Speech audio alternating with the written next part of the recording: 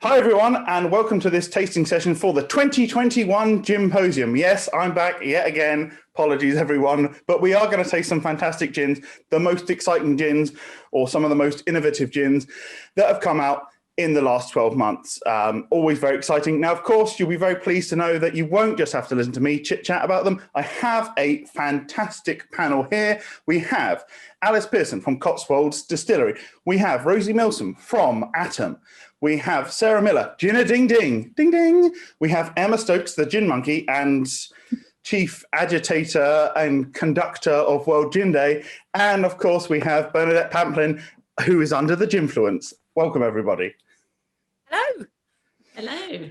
Well, without further ado, let's get on to the first gin. Now, we'll start off with the super critical modern dry gin. Here we go here. Now, we know there's been a lot going on with fruit gins and sweeter style gins, bringing more people into the gin category. And personally, I think that's a very good thing.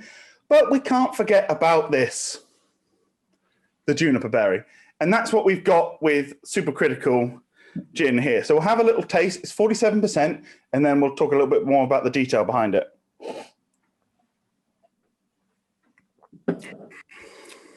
So there we go. So this, in terms of what on earth is supercritical, well, we're talking about supercritical extraction, and this is a method of extracting flavors. So essentially, what you do is you have your botanical, whatever that might be. You take some CO2, carbon dioxide, you chill it down to this sort of phase state where it has some of the properties of a gas and some of the properties of a liquid, and then you force it through the botanicals and it creates the extraction. So it kind of creates a sort of super concentrated essence of sorts, but it's just a different way of extracting the flavor. And that's part of what we've got in the gin here, along with coriander and licorice and angelica, orange and lime. So you've got quite classic botanicals, then a bit of citrus to give it some brightness, but really a huge portion of what we're talking about is the juniper here. Bernadette, any thoughts on this one? Yes. So I've actually got quite a lot of thoughts on supercritical. I am a big fan of the process as such. So essentially, by changing the CO2 to being part liquid and part gas, the liquid state is essentially what pulls out the flavors. But being a gas, it can actually get to more parts of the botanical than just a liquid. So what you get is you actually get more compounds being extracted than what you would do, say, via distillation or vacuum distillation. There's this crazy thing, gas chromatography. I'm sure some people will know it, but the guys at Heppel have been doing some of this and putting it through, and they're basically picking up compounds that you don't get. So whole other aspects of flavor existing inside a botanical that you just don't get in those distillations. So it's a really interesting process for me. And what else can you do it with? How many things are out there? It's really exciting. So I'm sure you guys can get with this. Like, it's like powerful. There's like so much flavor. There's so much going on, and that's why it's a great thing for me. I would personally have this in a martini, because I just want to appreciate the punch behind such a great drink. Yeah. So we already know that if you just macerate a botanical, there's different flavors that come from distilling it, and the cool distillation is different from a hot distillation, and even vapor from pot. And so in this case, where you've got the supercritical for all these botanicals, that's also different flavors. So I almost can imagine a world where you could choose and pick and choose exactly the right way and the right flavors you want from these different botanicals, and then you can bring it together to kind of have this symphony of botanicals in gin, which I think would be quite delightful. Anyone else got any thoughts on this? Yeah. Yeah. So, I mean, when I first sort of heard supercritical gin, I was like, oh, that's a pretty cool name. But I was like, surely not. Surely it's not actually, I sort of knew like a little bit about supercritical stuff before. And so when I looked into it and I found out that is actually the extraction method, I was like really excited to try it. And I think it comes through really, really nicely. I think the higher ABV complements it really well. I like higher ABV gin anyway. But yeah, I think the process and the flavor that's come out are both really exciting. Brilliant. Yeah, I totally agree with that. Emma or Sarah, any further thoughts? Well, I love the application of science wherever possible to anything that's happening with my background. So yeah, I think I was the same as Alex when I heard about it. I'm like, but exactly how are you going to do this? How do you employ the kind of CO2, and it's in its kind of sublime gas liquid state, and it's just fascinating. Not only do you not have the temperature there, but as Bernie says, you're reaching for into parts of the fruit or the peel that you wouldn't normally, and the other just botanicals, and it's just fascinating. And luckily, it also tastes delicious and nice and punchy and junipery. So happy days! Like, everybody's a winner. That's definitely always helpful. Sarah? Yeah, I don't really understand the technology, and I'm not going to pretend I do, but I think the gin is fantastic. Really full-bodied and a lovely length, really long finish, bit of sort of spice, but nothing. It just works really beautifully together. It's lovely. So definitely quite exciting to see more of this application of science with gin. I think we'll start to see some more sort of audio things going on, with ultrasonic extractions. Starting to see a bit already. So probably next year we'll have some sort of ultrasonic gin or something to try, which I look forward to immensely. So moving from one juniper-forward gin to another, we've got Procera here with Green Dot. Very, very new. There's a little look of it there. So they've had 2 in the range already, the blue and then the red, and this is the latest one. Both of the previous gins have used Juniperus procera, which is a different type of juniper. This one uses a much, much higher proportion of Juniper procera than the other ones, which use kind of a combination, with just enough Juniperus communis to still make it gin, because you've got to have a little bit in there at least to make it gin. So let's have a taste of this one. This is also 47%. Got a lot of good martini strength gins going on here, I think.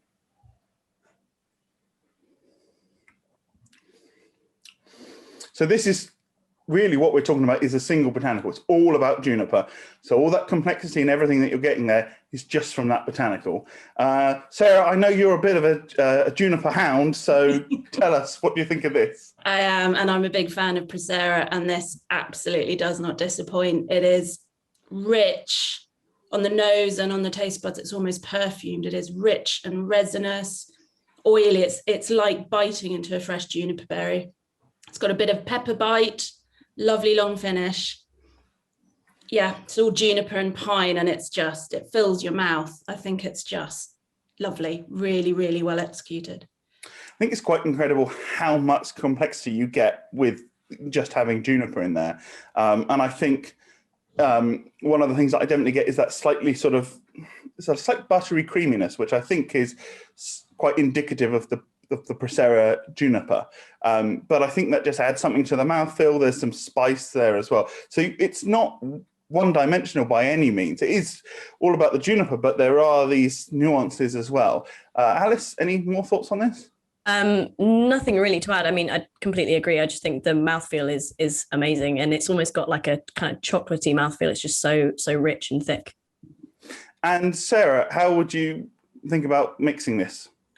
God, I said, I'd be pretty tempted to go martini as well. I mean, I think it would stand up to tonic, but you wouldn't want to go anything too fussy. You just want to jump into that juniper and not overcomplicate things, I think. Yeah, it's quite sippable on its own. I mean, we still don't talk that much about drinking gin on its own, but actually I think of many gins that are out there, this is pretty sippable, maybe just with a little bit of ice or something, maybe one of those nice big spheres or something like that, just to add that little bit of chill and dilution. But yeah, very much looking forward to seeing what the future will hold, and hopefully we'll be seeing more of that soon. And who knows what's going to come out next? I mean, we've got 3 great gins already, so we're excited to see some more of that. Okay, we'll then move on to this Hendrick's Amazonia. Now, this I'm quite excited about. As many people know, I am a great fan of travel retail and duty free, and I'll book at least another hour into my time when I'm going to the airport, so I can have a mooch around and have some little samples and see what the exciting things are that are there. And this is something that I picked up. It was about 3 or 4 days before lockdown last time, which was quite exciting, and has been difficult to get hold of because it's only in travel retail, and so we couldn't get hold of any. But luckily, the guys at Hendrick's were very, very kind and sent us through some for us to try today. They also sent this, which I think is a first, which is a branded gin gourd. which is an unusual drinks vessel with a nice silver top on that. But there's for your cocktails, and a little straw would be quite delightful. This is a gin that's inspired by a trip that Leslie Grace, who's the master distiller at Hendricks, did out into the South American jungle, and it was the Canacuna, I think it was the result of that. But this is kind of inspired by some of the things and the plants and the flavors that she experienced when she was out there. They're quite cagey about how the flavors are different, but they definitely talk about, some more sort of tropical things and things like that. But in honesty, let's just taste it, because sometimes you can get bogged down in the details.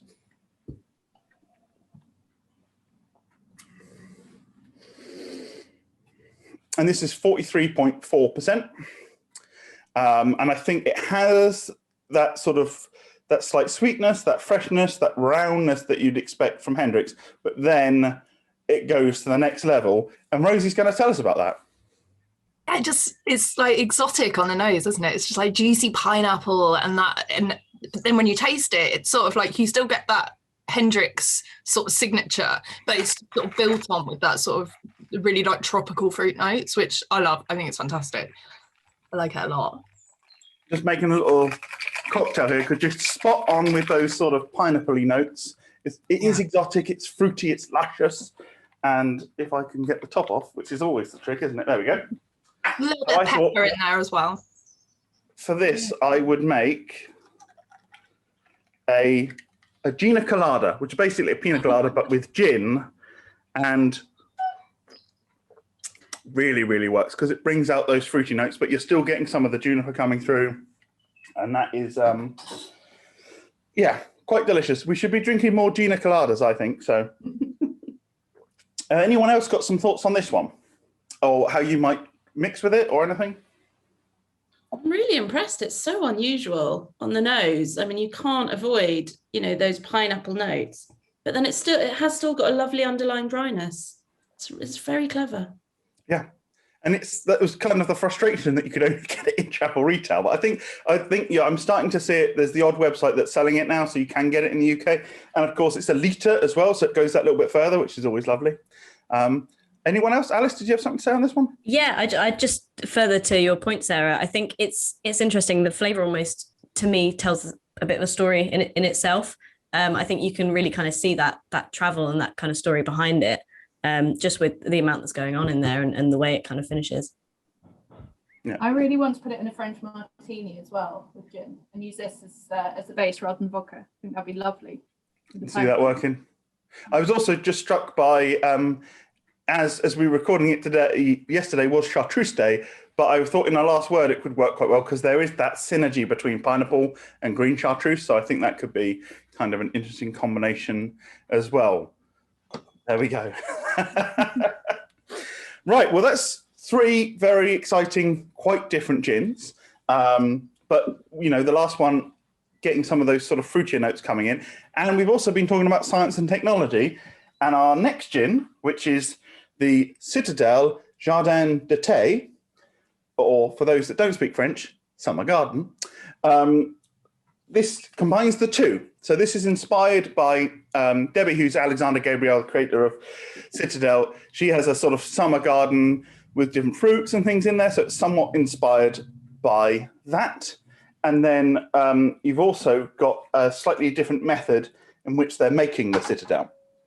So for those that are not familiar with how Citadel is made, and please sip away whilst I'm describing this, essentially what happens is there's a very large tank and different botanicals are macerated in this tank at different ABVs and for a different period of time. And the point of that is that some of the chemical components, the flavor compounds in these different botanicals, some of them are soluble in alcohol and some of them are soluble in water. So when you start off, as they do with a higher ABV, you put some of those flavors that are less delicate as generally they would be. You put those in first, and then gradually what they do is they reduce the ABV, and then they macerate different botanicals. It's called progressive infusion. There is a patent on it, which Alexander Gabriel did, but it's also an open patent, so anyone can use this same technique. But it's very much going back to what we were talking about with the supercritical.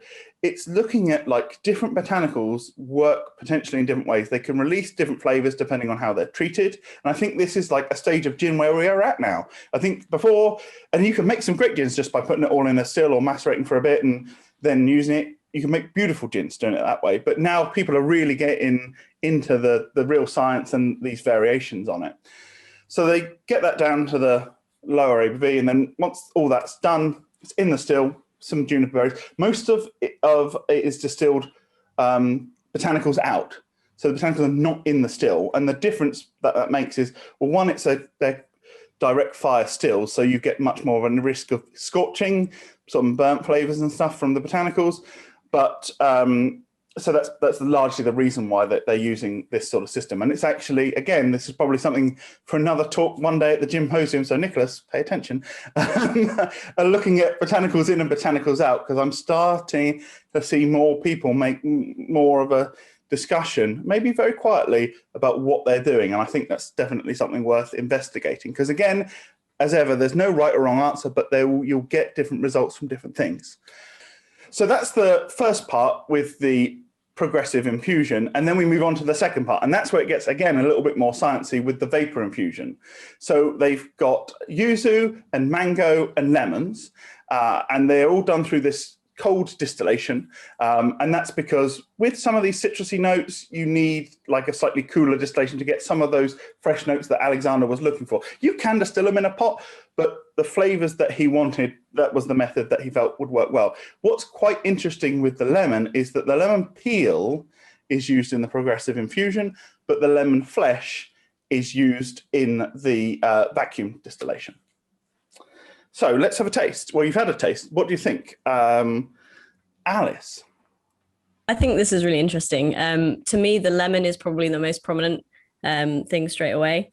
I can just imagine this ice cold would probably be how I'd drink it. But I think the citrus is really, really lovely. It's kind of well balanced, nice and oily. Yeah, I can imagine this on a hot day over lots of ice. Really bright. I mean, that's the thing. It's lively. It's vibrant. Anyone else with some thoughts on this?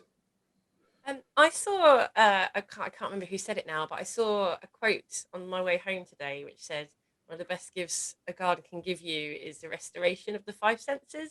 And this really made me think of that, because it's really sublime. It's like really beautiful and elegant. You've got all these amazing like fruits and florals, and it's really invigorating. It's beautifully put together. I quite like that you almost get a sherbety note from the lemon. It's that intense. It's got that kind of sherbet edge, which, yeah, I want to put it in a White Lady, but I want to take out the Cointreau and put Midori in. It's probably going to all go a bit wrong, because the melon and I don't know.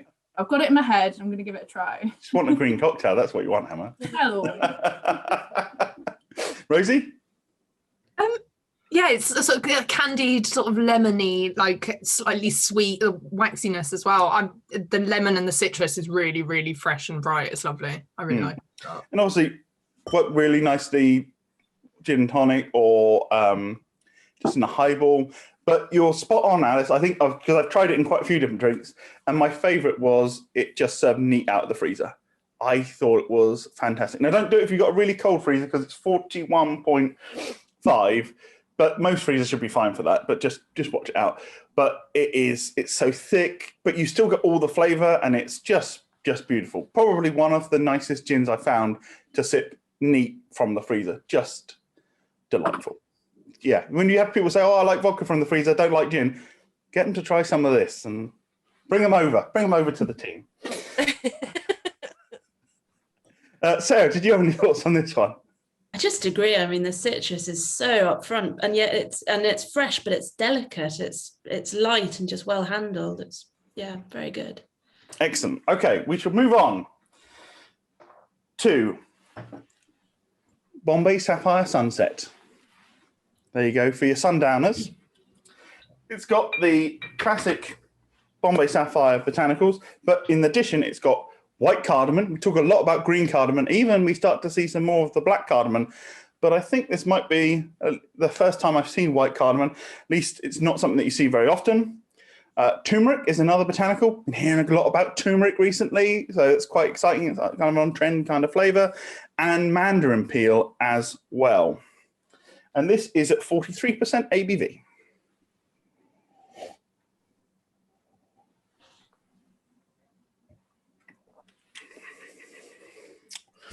And Emma, you're going to kick us off with some thoughts on this one, aren't you?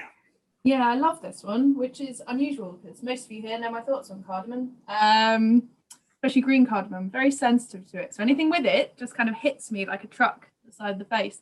But yeah, white cardamom, I can get on board with this. I mean, I think it's been delicately done and delicately handled, which all cardamom should be. But it's lovely. I mean, the fragrance is the first thing that hits you, though, isn't it? Out of everything, it's that turmeric, it's the earthiness, it's right there on the nose, and it follows through to the. There's some chocolatiness, which I think is probably slightly from the cardamom, maybe, but maybe the mix with that and the turmeric. It's very much, I think it's the way that the botanicals come together. I think what you're getting, you start to get some notes that are not necessarily in the gin, but when those notes come together, it's evocative of those, which I think is quite the skill to be able to do that. So I think that's quite lovely. Is it the old grapefruit and vanilla trick? And it tastes like chocolate. Transmogrification, Sam Carter, if you're watching. He loves that, old Sam does. Well, it's a good trick, to be fair. He's got that one trick. It's just the one, but it's a good one. Any thoughts on how you would mix something like this? I mean, my head goes straight to Campari. Anything with Campari, like Negroni and even just adding a splash of Campari to your gin and tonic with this is delightful. The Hartley, as it's called. Yeah, I can see that. I can see that like a long Negroni, I think also would work well with this. I've not tried it yet, but I'd like to kind of maybe look at some variation on the martini, maybe with a little bit more sort of savory olive brine, maybe something like that going down there.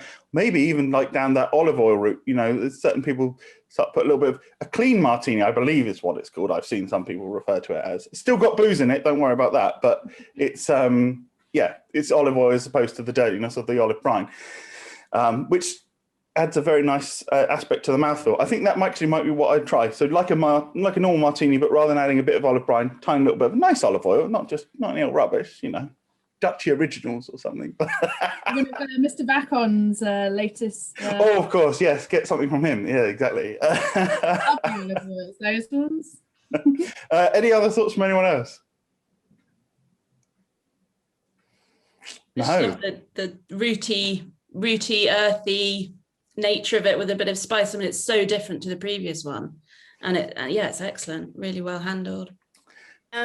It is actually, because it's that idea, isn't it, with like a concept, and you know, if you think about what it's called, they've captured the idea of the sunset, like sort of heady end of day, really well by having these sort of deep, spicy flavors. Then you've also got this slight brightness of the mandarin as well. It's yeah, beautiful. I think it could probably work well with certain ginger flavors. So whether that is ginger ale or maybe like creating some sort of like gin old fashioned, but rather than using the sugar syrup, use a bit of like stoned ginger wine or something like that. Kind of get that kind of thing going. I think that could be quite nice indeed. And there's got to be like some way of working in some, you know, a nice grenadine sink or something like that in there to get the effect. That's got to be. I'm sure Sam's already worked out something like that. Great. So that's the Bombay Sapphire Sunset. And we now, I think as we're going through, this seems to be kind of the theme for this year is the concept. So we've got that kind of, you know, tropical, rainforesty kind of flavors we had with the Hendrix. We've got this, you know, sunset, it's like Mediterranean kind of feel with the Bombay Sapphire there. We now move south of the border down to Mexico with Adnams. Jardin Mexicano. There we go. So this is, it was released on the 5th of May, Cinco de Mayo, big celebration in Mexico. And this was inspired by one of John McCarthy's trips. Most of his gins seem to be inspired by some trip or other. So I think it's just so he gets more of a holiday budget so he can go out and get inspired and make more tasty gin. But yes, it was inspired by one of John McCarthy's trips to Mexico. And I think he was enjoying some Mexican meal and particularly enjoying the beans. And it was the avocado leaf was kind of the secret ingredient in these beans. And that was kind of what inspired him to make this. But it's also got in it anise and licorice and Mexican oregano, lime, and epazote as well, and smoky chipotle chili. So you're getting all these kind of like Mexican sort of flavors in the glass here. John very kindly informed me that the epazote is what was added to the beans to discourage flatulence, I think is how he delicately put it. So if people don't know what it is, I don't know. We don't know whether that distills over. Who can truly say? Anyway, Rosie, you're going to tell us about this one. What do you think? Sounds like you directed that question at me, but I'm going to swiftly move past that. I think it's really interesting. I'm a big fan of like Mexican food and flavors and stuff like that, lime and coriander that goes really well with it. I think it's got quite a subtle sort of anise note to it, but there's a little bit of smokiness as well. I had not sort of tried avocado leaf or anything like that, so this is quite new to me, but I think it's quite interesting. It's got quite like a little bit of complexity as well, which is really nice. I think I would want to put it in a Picante just because I think those flavors are just inherently a Picante and I just want to try it in that. I think it would work really well. I think I'm going to have to. Excellent. I was just asking you what you thought about the gin, Rosie. It wasn't any other. Nothing personal. Nothing personal. Yeah, I think it's probably worth saying that whilst we talk about there's this chili in there, it's a very, very delicate flavour. It's mostly the smokiness of that chili that's coming through. It's by no means hot or peppery or anything like that at all. I think that's quite important to note. And it's at 40% ABV as well. Anyone else's thoughts on this? Yeah, I just think it's really pleasant. All those kind of flavors that you're talking about. The one that I got that I don't necessarily think is in there, but I don't know whether it's a combination of things. Quite far away, I get a little bit of kind of like a minty thing. I don't know whether it's the lime or what, but it does exactly what you kind of expect it to do. It's all of those flavors that you associate with that kind of area and those kinds of foods, and I just think it's really, really lovely. It's a real like chocolatey mint, I think, is particularly what I'm getting. Having cooked with it, it's the espezote, however you say it. That that minty note to it. Can't comment on the rest of it, but yeah, definitely taste it. Use it. I have experimented a little bit with drinks with this. The one that I really, really liked was the salty dog. But I did it with pink grapefruit juice as opposed to, I prefer pink grapefruit juice in general. I think it's a little bit softer, a bit fruitier, a little bit less acidic, but it works really, really well. For those that don't know, it's basically just a mix of gin and, in my case, pink grapefruit juice, but it's really key to do the salted rim. You have to do the salt. Without that salted rim, it just doesn't really work because you can take a drink and you're getting that salinity, and then you get the gin and you get the citrus. And then if you don't want more of that, you just keep drinking from the bit that you already drunk from. And then when you're like, I'm ready for another little dash of salt, you can take another bit and move it around a bit, which is quite exciting. I also made something quite recently, which is a sort of citrusy lemonade, which worked quite well, where I got some hibiscus syrup. And I'm always the one that's moaning about people with their stupid cocktail ingredients. But to be fair, all I did was I bought some hibiscus tea, brewed up half a mug, and then poured a load of sugar in it. And that was pretty straightforward. So I think that's a pretty easy way of making it. But that also worked well. And of course, you're getting that bright pink color as well, sort of that sort of agua fresca kind of thing. And also goes very well with Mexican food, as I've tried on a couple of occasions. It's just really nice. That pairing just works well. I'm really hoping to see either from Adnams or whomever some more gins that are a little bit more kind of in step with cuisine, because I think like that idea of having gins that work particularly well with food, I think that could actually be something that takes off, but also very exciting and delicious. So we then move on now to the Cotswolds Wildflower, but it's not edition number 1 and it's not edition number 2. They're already out and they're delightful. It's edition number 3, and it is this lovely, beautiful green colour that we've got here. Sort of like a chartreuse green, you might say. And so the number one is this red colour, and then you've got the number two is yellow, and they both focus on, whilst they talk about wildflowers, it's more than that. They're not really sweet. They also look at like some of like, you know, some more rooty and earthy notes. So it's very much, if you're the sort of person, you know, that likes your Campari, you like your Suze, you like those sort of like Amaro-y kind of sort of flavours, this is something that you really want to be having a look at. So you've got the classic London Dry, and then in addition, you've got yarrow and mint, and then a range of different Genipes. And it's at 41.7.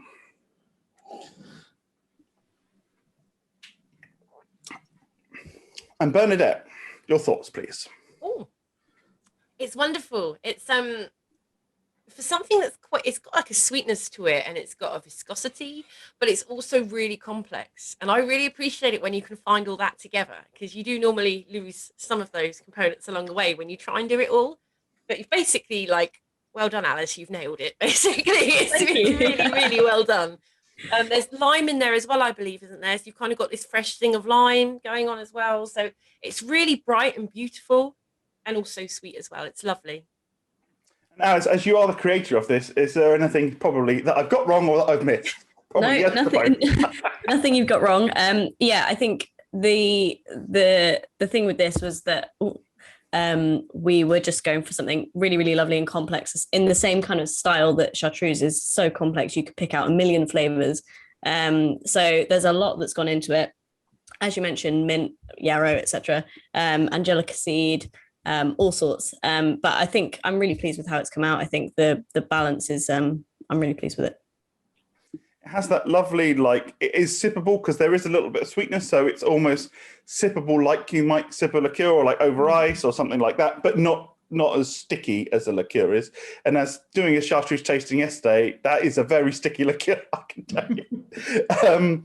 But then also I've tried it with tonic and things like that, and it works very well. And I think that I'm very much looking forward to playing around with, you know, what happens if you're used like gin and then this in a last word, or like, you know, starting to like play around with these in the same way that, and this is a simplification, but at least in my mind, I kind of think of the number one as like, it has like slightly more like Campari-esque, not exactly the same, but it's in that vein. And then the wildflower, like if you use that in a white Negroni instead of the Suze, that also works really well. So it's quite exciting to have something that's both gin, but is also both a modifier at the same time. And I think probably need to like get a little bit more into looking at gin both as a base spirit and as a modifier, because I think the results could be quite exciting and pretty damn tasty, which is lovely. Sarah, what do you think of this one? Really like it. I will admit I wasn't sure what to expect when I saw the colour, but actually when you taste it, it does, those associations come together, and the balance of sweetness is spot on. It's there, but it's perfectly in line with the flavours and the nature of gin. It's not too much. It's lovely. Yeah, I'm going to keep sipping it. Excellent. Right, well, now we come to the final of today, which is the Tanqueray Blackcurrant Royale. There we go. So this is at 41.3% ABV, and this is French blackcurrants, largely because all the British ones probably end up in Ribena, 95%, I believe, something like that, and also black orchid. So we've got this here. It's, you know, we're starting to see more of these sort of fruity gins. Tanqueray obviously had great success with their Flor de Sevilla, but this is taking it in a slightly different direction. And then we've also, with this, I mean, it's very good for things like tonic and things like that, but actually I was looking back on the press release earlier, and one of the other suggestions from Janine, who was one of the ladies that worked on it, was to put it with Prosecco. So we'll have a little taste of it on its own, but I think everyone's also prepped with their Prosecco as well, as it's the last one. So let's just taste it neat first.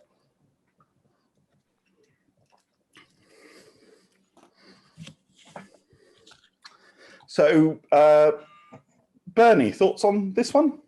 Yeah, So I was really excited when this came out because my partner's mum's French and she is a fiend for a Coeur Royale. She absolutely loves them. So when this came out, I was really excited about the fact that somebody's thought about making this and you can just top it up with your fizz and away you go.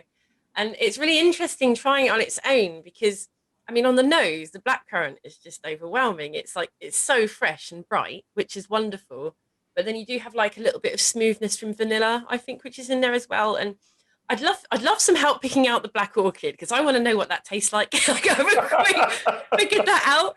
So if you can help me with that, David. It's like the slightly higher part of the vanilla is coming from that, but it's like these slightly higher, slightly fragranty kind of notes. It is a very unusual thing to be using in there, but it just adds. It's that slightly more fragrant element that you get from that. Emma, you have any thoughts on this one? I mean, it is basically on the nose Ribena, right? If all of the British ones are going into Ribena, the French ones have gone into this, and it's basically the same.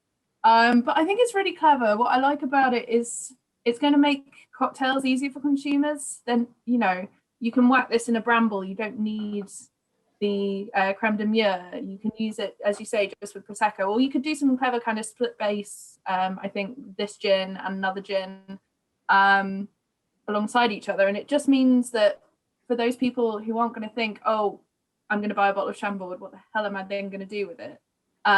It's clever because they can mix it with tonic if they want, or they can put it in a spritz, but then when they see a recipe that needs something, you know, black currancy or blackberry, they can reach for it.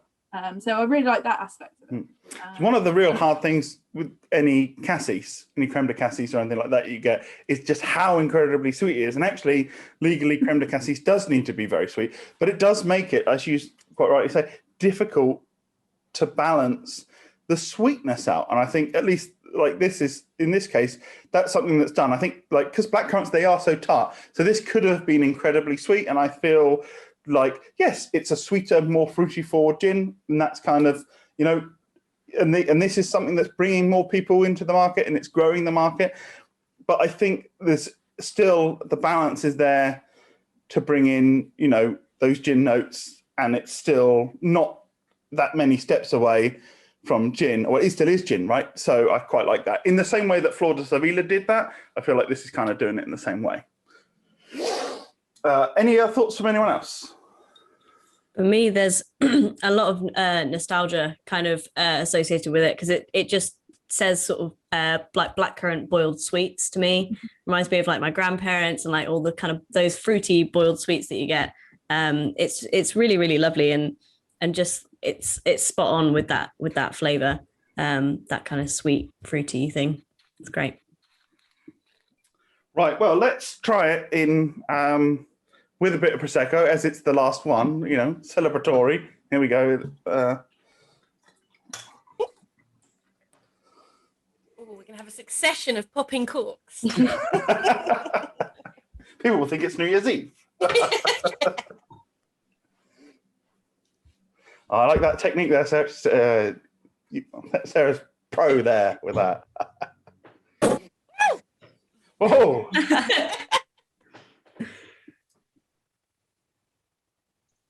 Well, cheers, everyone. Cheers. Keen to see what people think about this one. Thoughts with the mix? It works well. Works very well. Yeah. I think there's I think that there's you know, we know about things like the Aperol Spritz and these different things, and I actually saw Pimm's are bringing out, is it a Sundowner or something like that today, which is kind of in that similar vein with Prosecco and soda, but it's about keeping mixing simple, exactly like you said, Abby, you're spot on. And I think this does that quite nicely, and it's just a little bit easier and less sweet than you would have if it was a Coeur Royale, and you're still getting more complexity. Because I mean, honestly, how many Coeur Royales can you drink? Half? One, maybe? Quite a lot, apparently. Oh, well, there you go. Any thoughts from anyone else on this one, on the mix? I agree. I mean, it's so accessible. And as you said, not too sweet. It just retains a crisp and dryness, but all that fruit just comes leaping out. It works really well. Well, with that, I will say thank you very much to everybody for watching. I shall thank you very much to my fantastic panel for all of the gin brands for their great support, to Nicholas and to Anne, and also to Ruth, who's been recording us and doing a fantastic job. And until we see you, and hopefully we'll see you very soon in person, which will be delightful. Cheers. Cheers.